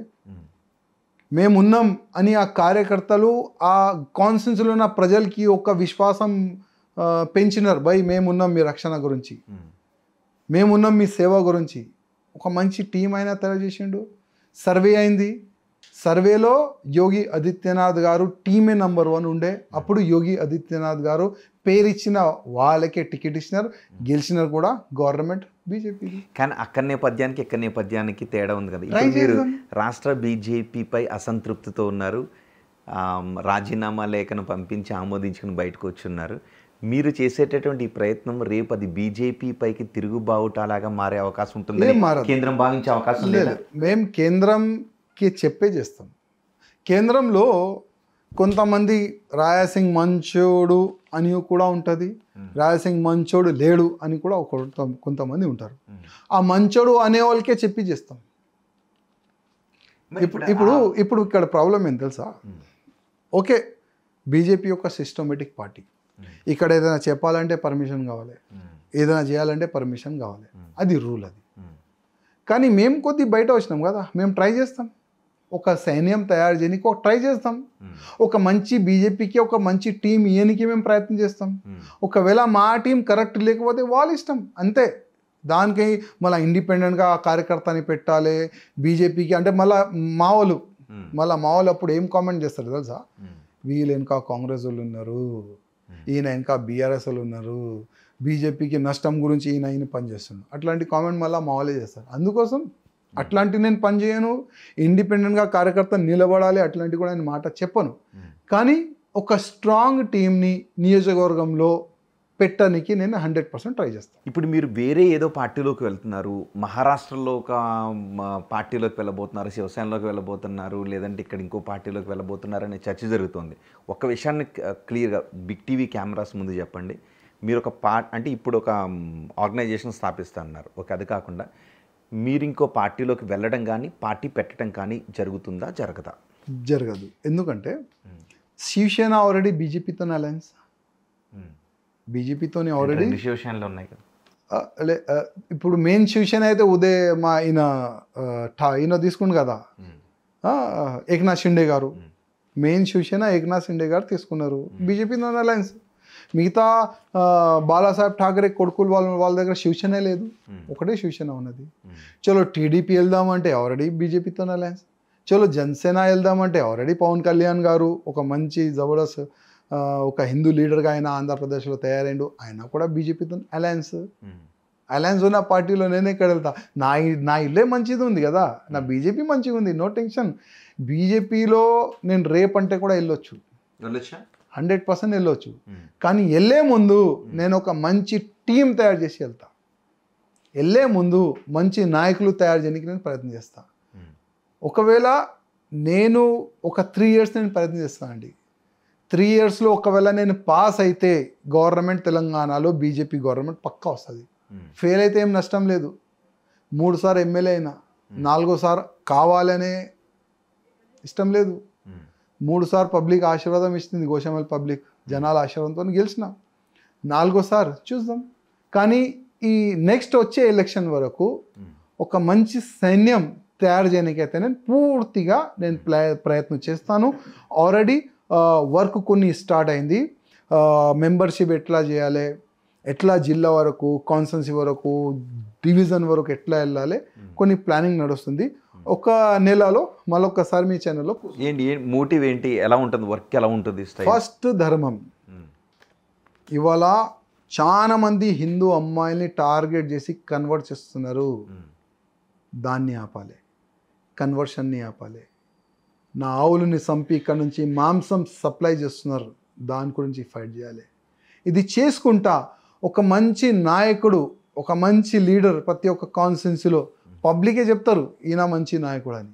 ఇప్పుడు ఈ గోషామహల్లో అంబర్పేట నుంచి కూడా ఒక నాయకుడిని తయారు చేస్తారా మీరు? అక్కడ నుంచి కూడా దాదాపు 119 అనుకో నా కాన్స్టిట్యున్సీ కూడా 119 కాన్స్టిట్యున్సీలో ఒక మంచి సైన్యం నేను తయారు చేస్తా. దాంట్లో అంబర్పేట కూడా వచ్చింది కదా, పార్లమెంట్ కూడా వచ్చింది కదా, సికింద్రాబాద్, అన్నీ వచ్చినాయి. ప్రతి ఒక్క ఫ్రీ హ్యాండ్ ఇస్తా నేను. ఇట్లా చేతి కట్టి పక్క పడేది అది ఉండవు. ఫ్రీ హ్యాండ్ ఏం చేస్తారు జన్, నేను ఉన్నా మీ వెనక, అట్లాంటి ఫ్రీ హ్యాండ్ వచ్చి ఒక సైన్యం తయారు చేయడానికి ప్రయత్నం చేస్తాం. కేవలం రాజాసింగికి మాత్రమే ఉందా తెలంగాణలో బీజేపీకి అధికారంలోకి రావాలి, రాలేకపోతుంది అని? ఇంకెవ్వరికీ లేదా? చాలా మంది ఉన్నారు. ప్రతి ఒక్క బీజేపీ కార్యకర్తలు మనసులో ఉన్నది బీజేపీ రావాలని. ప్రతి ఒక్క ఎంపీలో, ఎమ్మెల్యేలో, ఎమ్మెల్సీలో అన్ని దాంట్లో ఉన్నాయి రావాలందరూ. పార్టీతోనే ఉన్నారు, పార్టీ నిర్ణయాలకు అనుగుణంగానే ఉన్నారు. అందుకోసం అన్నా నేను మీకు, వితౌట్ కెమెరా ఒక ఎంపీకి, ఒక ఎమ్మెల్యేకి మీరు కలవండి. అసలు ఎక్కడ ప్రాబ్లం వస్తుంది వాళ్ళే మీకు చెప్తారు, నేను చెప్పేది లేదు. చేతు కట్టి పక్కా పాడేస్తే ఆయన ఏం చెప్తాడు, ఏం చేస్తాడు? ఆయన ఏం చెప్పాలంటే కూడా ఆయన ఆదేశం తీసుకొని చెప్పాలి, ఏం చేయాలంటే కూడా ఆయన ఆదేశం తీసుకొని చేయాలి. అప్పటి వరకు ఇష్యూ ఖతం అయిపోతుంది, కొత్త ఇష్యూ రెడీ అయిపోతుంది. ఒక్క ఇష్యూ పైన రియాక్ట్ కావాలంటే పర్మిషన్ కావాలి. పర్మిషన్ రానికి 4, 5 days, 10 days, 15 days, నెల. అప్పటి వరకు ఆ ఇష్యూ ఖతమై ఇంకొక ఇష్యూ రెడీ. మీకు ఏం నచ్చలేదు, మీలో ఆయనకి ఏం నచ్చలేదు, మీరు ఆయన పేరు చెప్పట్లేదు, కానీ జనాలకి అది ఒక బహిరంగ రహస్యం. ఆయన ఒక్కరే తెలంగాణలో బీజేపీ ఎదుగుదలను ఆపేస్తున్నారు అని మీరు అంటున్నారు. మీలో ఆయనకి ఏమి నచ్చట్లేదు, ఆయనలో మీకేం నచ్చట్లేదు. మేము డైరెక్ట్ చెప్తాం, ముఖం పైన చెప్తాం. మాకు ఆ అలవాటు లేదు, కడుపులో కత్తిలు పెట్టుకొని కౌగిలించాలి అట్లాంటి మాకు అలవాటు లేదు. మాకేం అలవాటు? కడుపులో కత్తి కాదు, చేతిలో కత్తి పట్టుకుంటాం. మేము డైరెక్ట్ చెప్తాం, అయ్యా కొట్లాడతావా లేకపోతే వెళ్ళిపోతావా. అది మేము డైరెక్ట్ ఫైట్ చేసే, డైరెక్ట్ చెప్పే వ్యక్తులు మేము. అందుకోసం ఇవాళ ప్రతి ఒక్క పోలీసు వాళ్ళు కానీ, ప్రతి ఒక్క మీడియా వాళ్ళు కానీ అందరూ ఏం చెప్తాడు, రాయసింగ్ మనసులో ఏం పెట్టుకోడు, డైరెక్ట్ చెప్పేస్తాడు, నచ్చినా నచ్చకపోని. ఇది మన స్టైల్. అందుకోసం వాళ్ళకి ప్రాబ్లం. మీరు స్ట్రైట్ ఫార్వర్డ్ అది రాదు కదా. ఇప్పుడు నాకు ఫస్ట్ అయితే రాజకీయమే రాదు. రాజకీయంలో నాకు మార్క్స్ ఎవరైనా ఇస్తారంటే అది గుడ్డు ఇస్తారు. రాజకీయం అసలు ఎట్లా, రాజకీయం ఏంది కూడా తెలియదు. ఓకే, ప్రజలు ఓటేసినారు, గెలిచిన. నా లక్ష్యం ఏంది, నా కర్తవ్యం ఏంది, ప్రతి ఒక్క డివిజన్లో రోడ్లు, డ్రైనేజ్లు, లైట్లు డెవలప్ చేయాలి, మంచి చేయాలి. దాని గురించి నేను ఎమ్మెల్యే అయినా. అది నేను పక్కా చేస్తున్నా. మా టీమే మొత్తం డెవలప్మెంట్ పరంగా పనిచేస్తుంది ఇక్కడ. కానీ దాని ఎంబడి మా ధర్మం గురించి కూడా సేవ చేస్తాం. ఎక్కడైనా మా హిందువుల పైన ఏదైనా తప్పు జరిగితే, ఏ రాష్ట్రంలో ఎక్కడైనా జరిగితే ఇక్కడ నుంచి నేను వాయిస్ పంపిస్తా. ప్రతి ఒక్క స్టేట్లో అండి మా సైన్యం ఆల్రెడీ తయారవుతుంది. తెలంగాణ కాదు, ప్రతి ఒక్క స్టేట్లో హిందూ సైన్యం మేము తయారు చేస్తాం. లేదు అట్లా కాదు. ఇప్పుడు ఆల్రెడీ 31st ఉదయపూర్ రాజస్థాన్లో నా ఒక్క బహిరంగ సభ ఉన్నది. అక్కడ ఉన్న మేమేం చేస్తామంటే, ఏ స్టేట్లో పోతే అక్కడ అన్ని హిందూ ఆర్గనైజేషన్ని ఒక్కటి చేస్తాం. మేము ఒక్క పేరు పెడతాం, సకల హిందూ సమాజ్, అంటే ఆల్ హిందూ ఆర్గనైజేషన్ కలిసి ఈ ధర్మ సభ. అంటే మా లక్ష్యం ఏంది, మనము వేడి ఫైట్ చేస్తే మన బలం డైవర్ట్ అయిపోతుంది. అందరం ఒక్కటైతేనే మనం శత్రుతోని కొట్లాడొచ్చు. అది నా లక్ష్యం ఉంటుంది, అది నా ఉద్దేశం ఉంటుంది. ఇప్పుడు రాజస్థాన్ ఉదయపూర్లో కూడా దాదాపు ఒక 20 అట్లాంటి వేరే వేరే సంస్థల్ని ఒక్కటి చేసి ఒక ప్రోగ్రాం పెడుతున్నాం. దాదాపు 50,000 మంది వీడియో పంపిస్తాను నేను మీకు. అంత పెద్ద ప్రోగ్రాం 31st ఉన్నది. రాజాసింగ్ గారు, అందరం కలిస్తే శత్రువుని జయించగలమని అంటున్నారు. తెలంగాణలో బీజేపీకి శత్రువు ఎవరో పేరు చెప్పకనే మీరు చెప్తున్నారు, రాజాసింగ్కి శత్రువు ఎవరో పేరు చెప్పకుండానే మీరు చెప్తున్నారు. ఆఫ్ కెమెరా వెళితే వాళ్ళందరూ చెప్పేది అదే అంటున్నారు. మరి ఆ ఒక్కరితో ఆఫ్ కెమెరాలో మాట్లాడే ఇంతమంది ఫైట్ చేయలేకపోతున్నారా? ఇప్పుడు మీరు వాళ్ళతో అడుగుతూనే వాళ్ళు చెప్తారు ఎందుకు ఫైట్ చేస్తలేరు, ఎందుకు మీరు ముందుకు వస్తలేరు, ఒకవేళ తప్పు జరిగితే దానికి ఎందుకు మీరు వ్యతిరేకంగా మీరు మాట్లాడతలేరు, తప్పు జరిగితే ఎందుకు మీరు కేంద్రంకి అప్డేట్ చేస్తలేరు. ఒకసారి మీరు కూడా అందరితో మాట్లాడితే చాలా బాగుంటుంది. నేను చెప్తున్నా, ఇన్ని ధైర్యమైన స్టెప్స్ తీసుకున్న మీరు మీ నోటి వెంట ఆ పేరును ఎందుకు చెప్పలేకపోతున్నారు? సమయం వస్తే పక్కా చెప్తామండి. ఇంతకంటే సమయం రాదా? ఇప్పుడు ఇంకా సమయం లేదు. ఇప్పుడు ఏంటంటే నా వల్ల ఇంకా ఏదైనా డిస్టర్బ్ కావాలని నేనే అనుకుంటలేను. ఓకే, జరిగింది, ఇంత ఇష్యూ అయిపోయింది, ఇప్పుడు ఈ ఇష్యూని మనం క్లోజ్ చేయాలి. ఎందుకంటే ఇప్పుడు నాకు చాలా పనులు ఉన్నాయి. నాకు జస్ట్ ఈ ఒక్క స్టేట్ కాదు, దాదాపు 8 స్టేట్లో నేను ఒక ధర్మ సేవకుడుగా పని చేయాలి. నాకు చాలా పనులు ఉన్నాయి. వీళ్ళగా కాదు, నీకు గుంజు నాకు గుంజు, ఆయన ఏం చేస్తుండు ఈయన ఏం చేస్తుండు, ఆయన మంచి తింటుండే ఇక్కడి నుంచి ఆయనకు భోజనం వస్తుంది, అట్లాంటి ఆలోచన పెట్టుకోవాలి చాలా మంది ఇక్కడ ఉన్నారు. మీ ఆలోచన నా ఆలోచనలో చాలా డిఫరెన్స్. నేనేమంటా తెలుసా, మనం అంటా నేను, వీళ్ళు ఏమంటారు నేను అంటారు.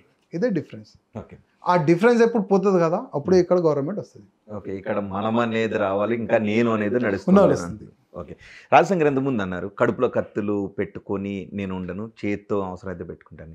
మొన్న ఈటెల రాజేంద్ర కూడా ఇదే మాట అన్నారు, కడుపులో కత్తులు పెట్టుకుని కౌగిలించుకోవడం నాకు చేత కాదని. ఏంటి మీరు అదే మాట అన్నారు, మొన్న ఈటెల అదే అన్నారు. ఎవరు కడుపులో కత్తులు పెట్టుకుంటున్నది? కొంతమంది ఉన్నారు, వాళ్ళు పేరు చెప్పే అవసరం లేదు. తెలంగాణలో ఉన్న ప్రతి ఒక్క బీజేపీ కార్యకర్తకి తెలుసు వాళ్ళు ఎవరని. పేరు చెప్పే అవసరం లేదు. ఈటెల మాట్లాడిన మాటలను ఎలా చూడాలి? ఈటెల గారు ఏం మాట్లాడినారు అది నేను చూడలేదండి. ఎందుకంటే నేను అమర్నాథ్ యాత్రలో ఉండే, దాని తర్వాత కొన్ని ఫ్యామిలీస్ ఇష్యూస్ మా కాన్స్టిట్యున్సీలో 2-3 ఫ్యామిలీస్ ఇష్యూస్ ఉండే, దాంట్లో మళ్ళీ కాన్స్టిట్యున్సీ డెవలప్మెంట్లో అక్కడ నేను కొద్దిగా బిజీ అయిపోయినాను. కొన్ని ఇష్యూస్ జరిగింది ఈటెల గారిది, ఇంకా ఎవరెవరిది నేను చూడలేదు, దానిపైన ఏం మాట్లాడలేదు మనం. ఇంకొకటి ఇప్పుడు నడుస్తున్నది 75 ఏళ్ల తర్వాత బీజేపీలో రాజకీయం నుంచి బయటకు రావాలి, పదవుల నుంచి బయటకు రావాలన్నది ఒకటి నడుస్తుంది కదా. మొన్న ఆర్ఎస్ఎస్ నుంచి కూడా అవే మాటలు మనకు వచ్చే మోహన్ భగవత్ నుంచి 75 ఏళ్ల తర్వాత మోదీని ఉద్దేశించి ఆ వ్యాఖ్యలు చేశారని చర్చ జరుగుతుంది కదా.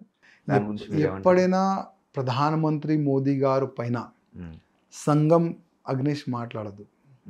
ఎందుకంటే మోదీ గారే ఆర్ఎస్ఎస్ నుంచి వెళ్ళిన ఒక మంచి వ్యక్తి. ప్రధానమంత్రి మోదీ గారి హిస్టరీ మనం చూస్తే ఆయన ఈ ప్రపంచం వద్దు, ఈ వ్యక్తిలో వద్దురా భయ్ అని ఆయన కేదార్నాథ్లో ఒక గుఫలో ఆయన పోయి సన్యాసం తీసుకుని ఆయన అక్కడున్న సాధు సంతులు, నువ్వు ఇక్కడేం చేస్తున్నావు, దేశానికి నీ అవసరం, ఇక్కడ నుంచి వెళ్ళిపో, నువ్వు ముఖ్యమంత్రి అవుతావు, నువ్వు ప్రధానమంత్రి అవుతావు అని మోదీ గారికి కేదార్నాథ్ నుంచి పంపిస్తారు సాధు సంతులు. అక్కడ మొన్న ఒక 3 years ముందు నేను కూడా వెళ్ళినా, అక్కడ అన్ని సాధు సంతులు నాకు కూర్చొని పెట్టి 2 గంటలు నా క్లాస్ బికినారు. 2 గంటలు అక్కడ సాధు సంతులు ఎట్లా అంటే అసలు ఎవరితో కలవరు.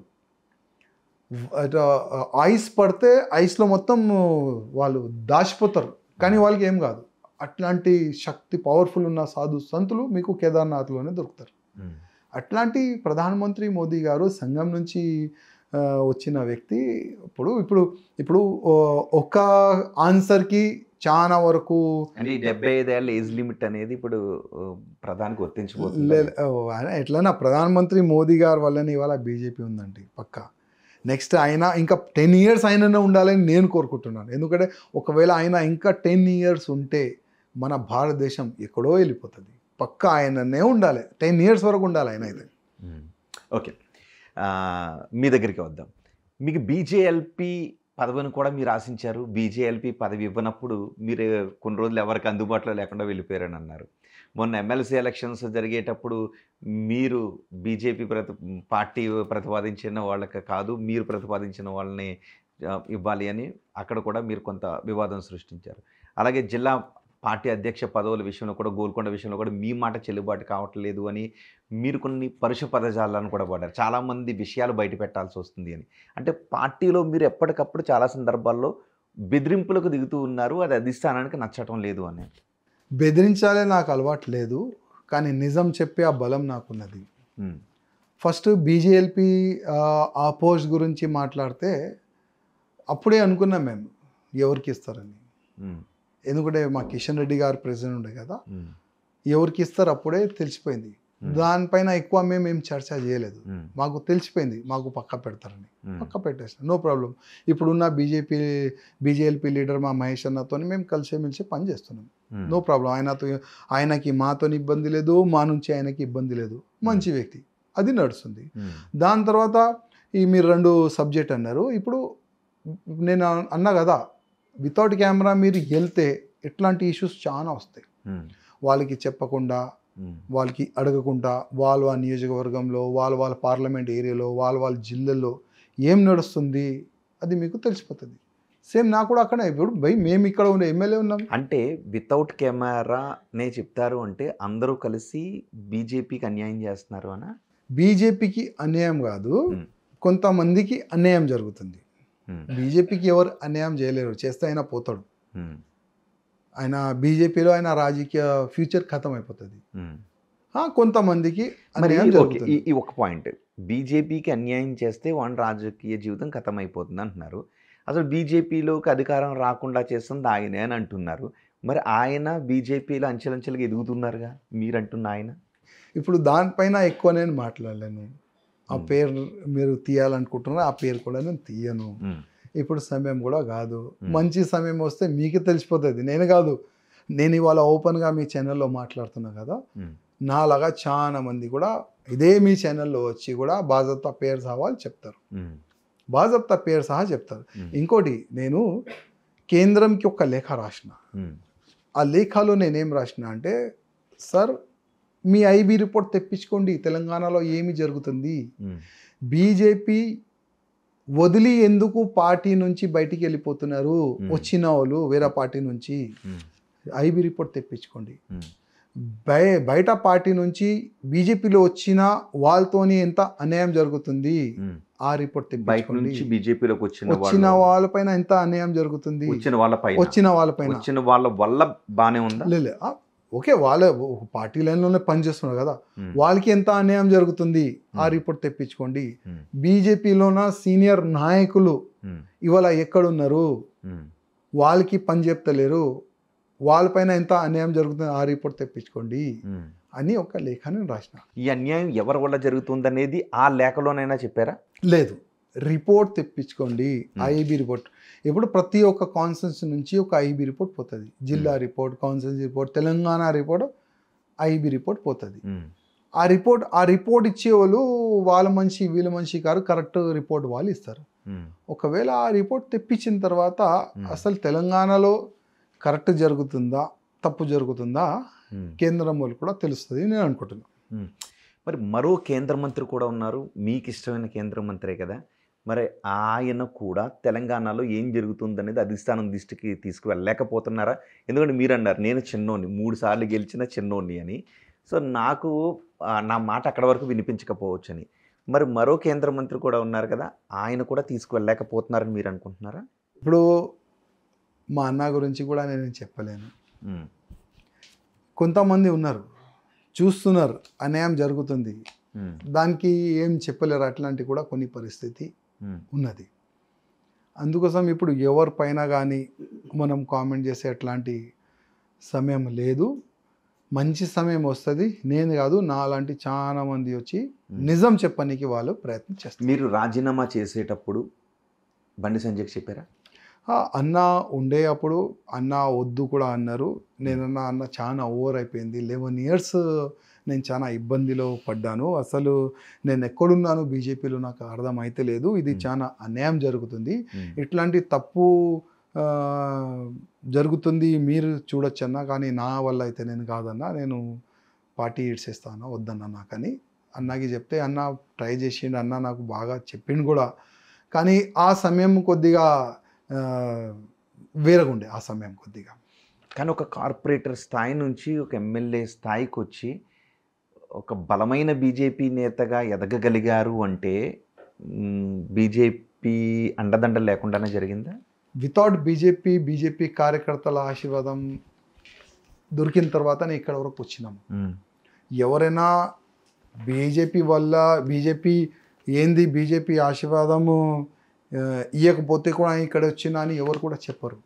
నేనైతే మీ కెమెరా ముందు చెప్తున్నా, మా కార్యకర్తలు, బీజేపీ అధికారులు, సంఘ ఆశీర్వాదం వల్లనే నేను ఇక్కడ వరకు వచ్చాను. అది కాదు, మొన్న ఎలక్షన్స్కి ముందు కూడా మీరు కొన్ని వివాదాస్పద వ్యాఖ్యలు చేశారు అని, మిమ్మల్ని అప్పుడు సస్పెండ్ చేశారు, మిమ్మల్ని జైలుకి పంపించారు, దాని వెనుక కుట్ర ఉంది అని కూడా మీరు అన్నారు. మళ్ళీ మీరు వచ్చిన తర్వాత మీకు టికెట్ ఇచ్చారు, పార్టీలో చేర్చుకున్నారు. మరి మీరంటున్న వాళ్ళు కుట్ర చేసి ఉంటే మళ్ళీ మీకు టికెట్ ఇచ్చి పార్టీలో చేర్చుకుని ఉండేవారా? నేను ఒక మాట అన్నా, కేంద్రంలో రాజాసింగ్ తప్పు అనేవాళ్ళు కూడా ఉన్నారు, రాజాసింగ్ మంచోడు చెప్పేవాళ్ళు కూడా ఉన్నారు. ఆ మంచోడు చెప్పేవాళ్ళు ఉన్నారు కదా, వాళ్ళ ఆశీర్వాదాలను టికెట్ వచ్చింది. కానీ ఇప్పుడు మీరు రాజీనామా చేసినప్పుడు కేంద్రం అంగీకరిస్తుందని మీరు అనుకోలేదు, పిలిచి మాట్లాడుతుంది అనుకుని మాత్రమే రాజీనామా చేశారు.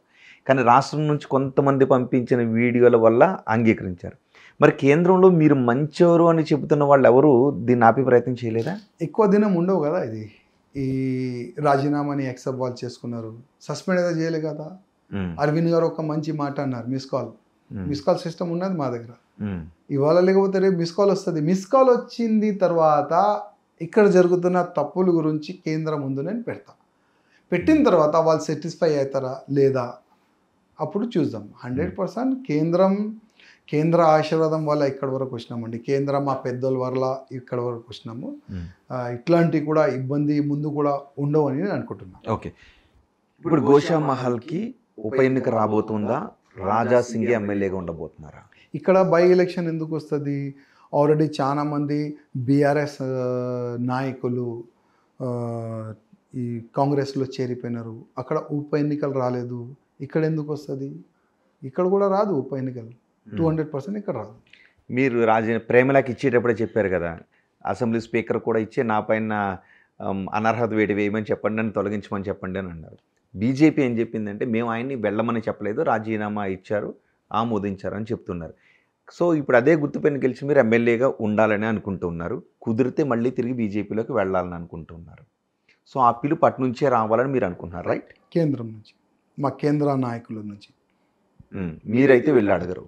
అదే నేను అడిగినా కదా, లేఖ రాసినా కదా, సార్ టైం ఇవ్వండి నేను కలవాలనుకుంటున్నా అని. ఇప్పుడు మళ్ళీ కలవాలనుకుంటున్నారు? ఎవరిని కలవాలనుకుంటున్నారు? మా వాళ్ళు ఉన్నారు కదా, మాకు ఆశీర్వాదం ఇచ్చేవాళ్ళు కేంద్రంలో చాలా మంది ఉన్నారు, వాళ్ళకే లేఖ రాసిన. వాళ్ళ ముందే చెప్తా, వాళ్ళ ముందు ఈ మొత్తం ఏమేం జరిగింది అది మొత్తం పెడతా. పక్కా వాళ్ళు సాటిస్ఫై అవుతారని అనుకుంటున్నా. వాళ్ళు సాటిస్ఫై అయిన తర్వాతనే బీజేపీలో మళ్ళీ చేరిపోతాను. ఓకే, ఎప్పుడు వెళ్ళబోతున్నారు కేంద్రానికి? అంటే ఇప్పుడు పార్లమెంట్ నడుస్తుంది, ఇప్పుడు ఎన్ని ఇష్యూస్ నడుస్తున్నాయి మీరు కూడా చూస్తున్నారు, మీరు కూడా కవర్ చేస్తున్నారు. కొన్ని పార్లమెంట్ నుంచి వాళ్ళు ఫ్రీ అయిన తర్వాత పక్కా వెళ్ళి కలుస్తాం. ఓకే, మొన్న ఎన్నికలకు ముందు అంటే బండి సంజయ్నే మరోసారి అధ్యక్షుడిగా కొనసాగించి ఉండుంటే ఏం జరిగి ఉండేది తెలంగాణ? చాలా బాగుండేది, చాలా మాకు పని వచ్చేది, ప్రతి ఒక్క జిల్లాలో కార్యకర్తల్లో ఒక ఉత్సాహం వచ్చేది. నెక్స్ట్ గవర్నమెంట్ పక్కా అనే కార్యకర్తలు కూడా చాలా ధైర్యంగా ముందుకు వెళ్ళేది.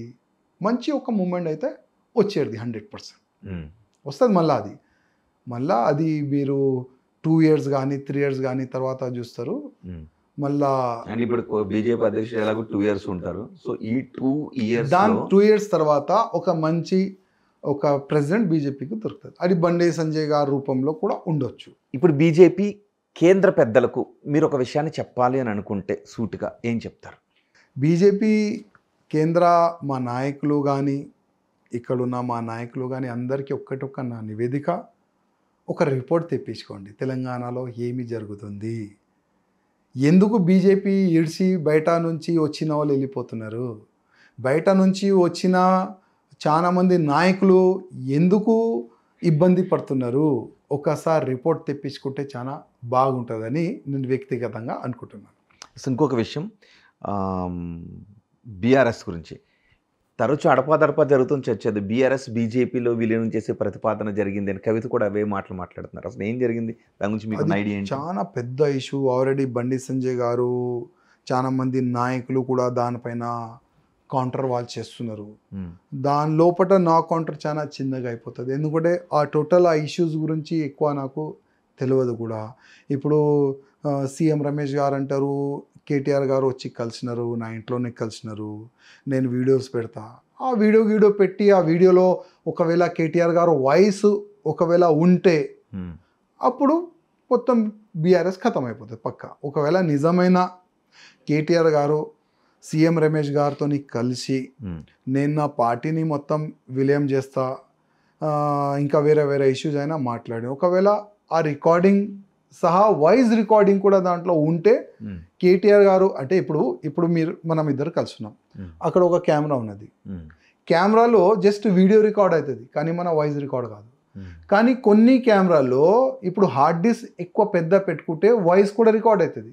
ఒకవేళ అట్లాంటి కెమెరాలు సీఎం రమేష్ గారు ఫీడ్ చేపించుకున్నారు, కేటీఆర్ గారు ఏం మాట్లాడినారు అది కూడా ఆ కెమెరాలో రికార్డ్ అయింది. ఒకవేళ అది మీడియాలో పెడితే అది కేటీఆర్ గారికి ఆయన పార్టీకి చాలా నష్టం అవుతుంది. ఇప్పుడు కొత్తగా బాధ్యతలు తీసుకున్న ఇప్పటికీ, ఎందుకంటే మీరు బయటకు వచ్చినా రాజీనామా చేసి బీజేపీకి బయట ఉన్న మీ మనసంతా బీజేపీతోనే ఉంది అంటున్నారు, రైట్? అవునా? మీ మనసంతా బీజేపీతోనే ఉంది.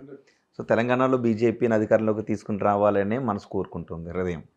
ఇప్పుడు కొత్త అధ్యక్షుడికి మీరు ఏదైనా మార్పులు చెప్పదలుచుకుంటే ఏం చెప్తారు? మా రామచంద్రరావు గారికి ఒక నా నివేదిక, గతంలో ఒత్తిడితోనే మీరు పనిచేసినారు, అప్పుడు మీరు సిటీ ప్రెసిడెంట్ ఉండే. ఇప్పుడు మీరు ఒత్తిడిలో పని చేయక మీరు ఫ్రీడమ్గా పనిచేయండి. ఒక ఉప ఎన్నికల్లో వస్తుంది నెక్స్ట్ 4 months 5 monthsలో ఒకటి వస్తుంది జూబ్లీహిల్స్.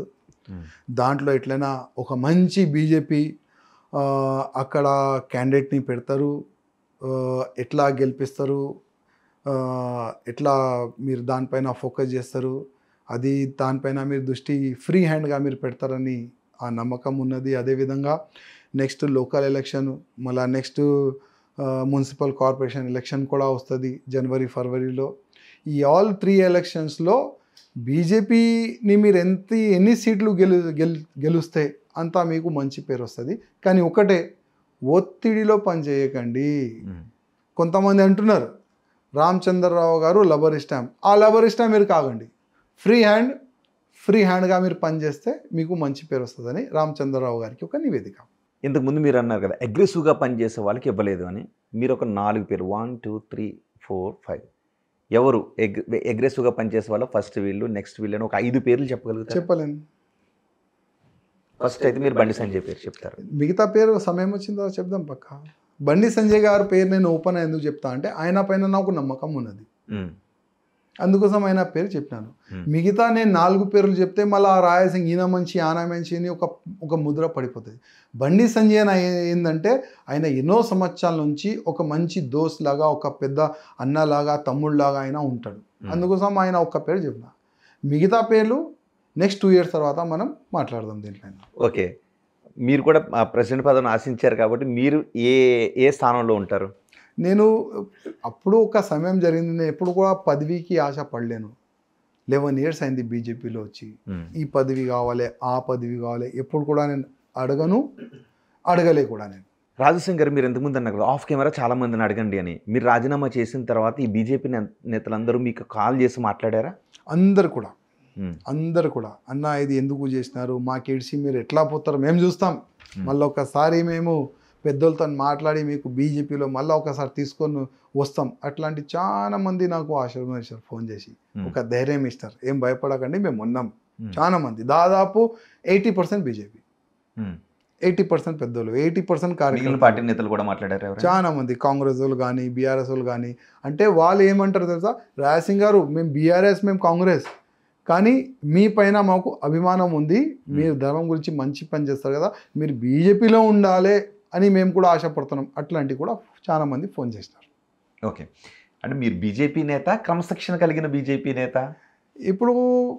ఇప్పుడు ప్రతి ఒక్క వ్యక్తి దృష్టి ఏ విధంగా ఉంటుంది, రాయసింగ్ ఇట్లాంటి మనిషి ఆయన చూస్తారు కదా, ఆయన దృష్టి ఉంటుంది. ఇప్పుడు నేనైతే ఒక బీజేపీ నేతగా నేను చెప్తాను, కొంతమంది ఆయన క్రమశిక్షణలో ఉండడు ఆయన అట్లాంటి కొంతమంది కామెంట్ చేస్తారు. ఎవరు ఏ విధంగా యాక్సెప్ట్ చేస్తారు ఆయన ఇష్టం. Right, thank you very much Raja Singh గారు. చాలా సమయాన్ని కేటాయించి తెలంగాణలో బీజేపీలో ఏం జరుగుతుంది అనే విషయం గురించి చాలా విషయాలు మాట్లాడారు. అండ్ మీ రాజీనామాకు దారితీసిన పరిస్థితుల గురించి కూడా మాట్లాడారు. రాజాసింగ్ చెప్తూ ఉన్నారు, ఒకవేళ అవకాశం వస్తే నేను కేంద్ర పెద్దల దగ్గరికి వెళ్ళి మాట్లాడతాను, నేను మళ్ళీ బీజేపీలోకి వెళ్తాను, ఆ కేంద్ర పెద్దల దగ్గరికి వెళ్ళి మాట్లాడిన తర్వాత మళ్ళీ నేను బీజేపీలోకి వెళ్ళటానికి కావాల్సిన మార్గం ఏర్పడుతుందని చెప్తున్నారు. సో ఈలోపు నేను ఒక సంస్థను స్థాపించబోతున్నాను, ఆ సంస్థ ద్వారా బీజేపీకి కత్తుల్లాంటి అభ్యర్థులను ఆ సంస్థ నుంచి తయారు చేస్తాను అని రాజాసింగ్ చెప్తున్నారు. ఎప్పుడు స్టార్ట్ చేయబోతున్నారు రాజాసింగ్ గారు? అది ఇంకా వర్క్ నడుస్తుంది, ఎట్లా కార్యకర్తల వరకు వెళ్ళాలని అది వర్క్ నడుస్తుంది. ఆ వర్క్ మొత్తం అయిన తర్వాత మీకు అప్డేట్ చేస్తాను. రైట్, కానీ రాబోయే రోజుల్లో మాత్రం మళ్ళీ మీరు తిరిగి బీజేపీకి వెళ్ళబోతున్నారు. మిస్ కాల్ వస్తాయి. రైట్, ఫైర్ బ్రాండ్ బీజేపీ నేత, బీజేపీ నుంచి బయటకు వచ్చిన మనసంతా బీజేపీతోనే ఉంది అంటున్న గోషామహల్ ఎమ్మెల్యే రాజాసింగ్తో ఇంటర్వ్యూ విశేషాలు ఇవి. తాజా సమాచారం కోసం చూస్తూనే ఉండండి బిగ్ టీవీ.